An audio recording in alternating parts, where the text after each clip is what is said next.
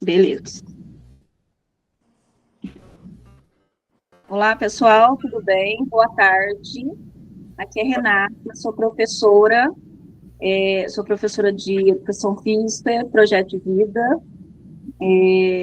Sou morena clara, cabelos castanhos, olhos castanhos. E agora vou dar início ao nosso trabalho, o desenvolvimento e deficiência na perspectiva histórico-cultural. Então, o desafio da inclusão escolar. Então, a gente vive um momento em que a inclusão escolar não é mais uma escolha, é um direito e um dever. Porém, mais do que garantir o acesso à escola, precisamos garantir condições de desenvolvimento e aprendizagem para todos os estudantes. E nesse ponto, que pensamos que Levi Vygotsky, um dos maiores teóricos da psicologia e da educação, pode nos ajudar. Segundo Vygotsky, o ser humano é um ser histórico e social. Ele não nasce pronto, mas ele se constitui por meio das relações que estabelece com o outro e com a cultura. Isso significa que o desenvolvimento das funções mentais superiores, como o pensamento, a memória e a linguagem, depende da mediação social. Toda função do desenvolvimento cultural da criança aparece duas vezes. Primeiro no nível social e depois no nível individual. Deixa eu só alterar aqui.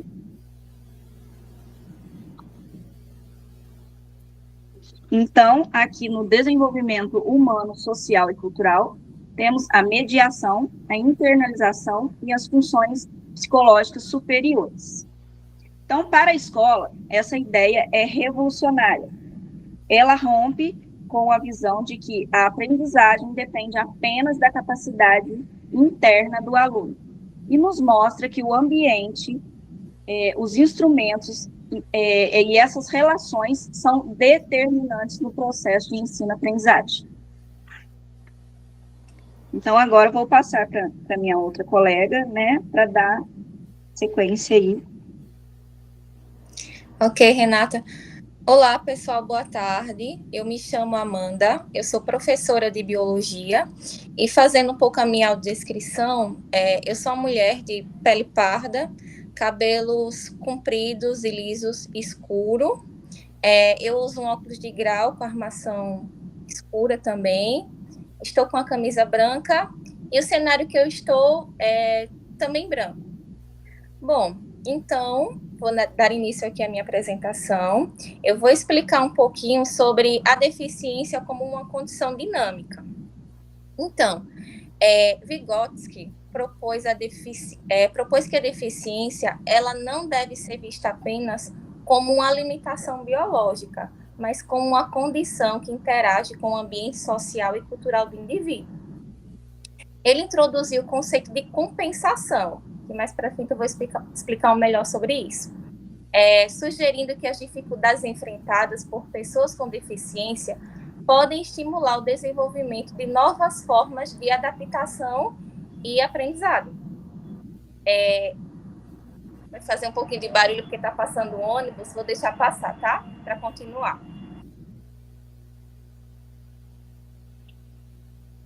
Eu deixei a janela atrás aberta. Bom, pessoal, perdão, continuando, entre linhas, para Vygotsky, a deficiência não é apenas um problema do corpo ou da mente. Ele acreditava que ela também depende muito da forma como a pessoa vive, das oportunidades que tem e de como é tratada pela sociedade. Por isso ele dizia que a deficiência é uma condição dinâmica. Ou seja, pode mudar dependendo da situação e das ajudas que o indivíduo pode receber. Eu vou dar um exemplo. Uma criança que não enxerga pode aprender a usar melhor os outros sentidos, como o tato, a audição, mas isso se tiver o apoio e o estímulo, né? Isso mostra aí que mesmo com a dificuldade é possível se desenvolver, é possível desenvolver outras formas. Daí ele também acreditava que a deficiência não determina o que a pessoa vai ser ou deixar de ser. Ela é apenas um ponto de partida. E o que realmente faz a diferença na vida da criança é o meio social. Ou seja, como as pessoas ao redor podem ajudar ou até atrapalhar esse desenvolvimento, né? Então, finalizando, por isso a deficiência não deve ser vista como um limite fixo, mas como uma condição que pode se transformar. Isso se houver o apoio, como eu falei, o apoio, o acolhimento, e também, lógico, que o ensino adequado. Assim, a criança com deficiência pode se desenvolver suas próprias formas de aprender, crescer, enfim, participar do mundo. Ok, pessoal? Então, esse foi um pouquinho, né, da explicação sobre a deficiência como uma condição dinâmica. E agora eu passo minha palavra para a Terezinha. Ela vai dar continuidade.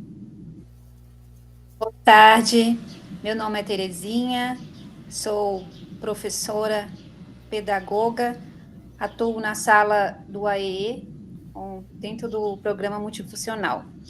Eu sou uma pessoa parda, de cabelos negros, estou com os cabelos amarrados neste momento. Vou falar um pouco para vocês, dando continuidade à fala dos meus colegas, ainda sobre o social. Qual que é a importância do meio social, segundo Vygotsky? Vygotsky acredita que o princípio da interação, as trocas, ela favorece o cognitivo, ela promove a aquisição dos conhecimentos científicos dos alunos, independente das suas condições sociais, intelectuais, físicas ou linguísticas. Então, o que isso nos mostra? Como a colega anterior citou, o meio, ele pode ser um facilitador ou um dificultador. Então, mais adiante, no próximo, né, colega, passa por favor aí, nós vamos falar um pouquinho agora sobre a educação da compensação, acho que é anterior a esse. Na questão aqui no conceito da compensação, ele vem reforçar o porquê ele acredita no princípio da interação. Vejamos, vamos lá. Vamos agora refletir um pouquinho o que os escritos do Vygotsky traz. Quando nós falamos de alunos com deficiência, nós precisamos levar em consideração uma realidade. A condição social destas pessoas não é equivalente a uma pessoa que não é deficiente, quando a gente fala em termos sociais. Então, isso por si só já nos mostra que ali existe barreira, existe limitação. Então, quando o professor, o colaborador, a gestão, né, a sociedade em si proporciona momentos de interação, momentos sociais, momentos de trocas, você está fazendo uma compensação para esse aluno, visto que ele carrega aí já, né, essa distância de uma pessoa que não é deficiente. Então, isso nos mostra um recorte, uma reflexão de que, sim, a interação social, ela é importante, porém, ela não pode vir vazia. Não uma interação por interação, mas uma interação com sentido, uma interação com viés de planejamento e com viés de objetivo. Vou passar agora a palavra para o meu colega Bruno. Obrigado, professora Terezinha. Boa tarde, meu nome é Bruno Deus, eu sou psicopedagogo, professor de História e de Geografia. Vou fazer minha autodescrição. Eu tenho a cor parda, eu tenho 1,78 de altura, estou vestindo uma camisa preta, o meu cabelo é liso, é penteado para o lado, e eu tenho ao fundo uma proteção de tela, na verdade, um papel de parede, com uma estante, enfim, com livros e jarros de flores. E eu vou falar de um tema que eu acho muito importante, né, dentro do assunto que nós estamos tratando, que é transformando o meio social, a escola como espaço de acolhimento, né? Vygotsky, ele trouxe tantas contribuições, né, para esse tema, e a ideia de que o meio social pode ser transformado para favorecer o desenvolvimento, né? Se o ambiente escolar for acolhedor, respeitoso, diversificado e afetivo também, todos os alunos terão mais chances de aprender. Mas, assim, o que ocorre, infelizmente, é que ainda vivemos uma lógica de padronização, né? De currículos únicos, aquele ensino cartesiano, avaliações uniformes, turmas numerosas. Isso afasta a escola do seu papel de inclusão, né? De papel inclusivo. E aí precisa construir uma escola que acolha, né, esses alunos que necessitam, que se adapte, né? Que a escola se adapte, que escute seus estudantes.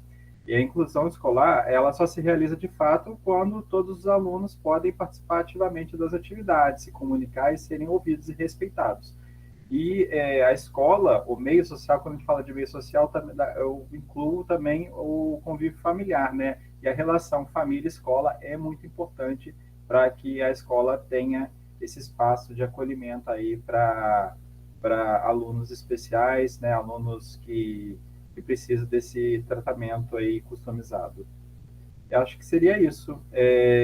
Minhas colegas, vocês querem falar algo sobre? Tudo bem? Posso seguir, então, para o encerramento?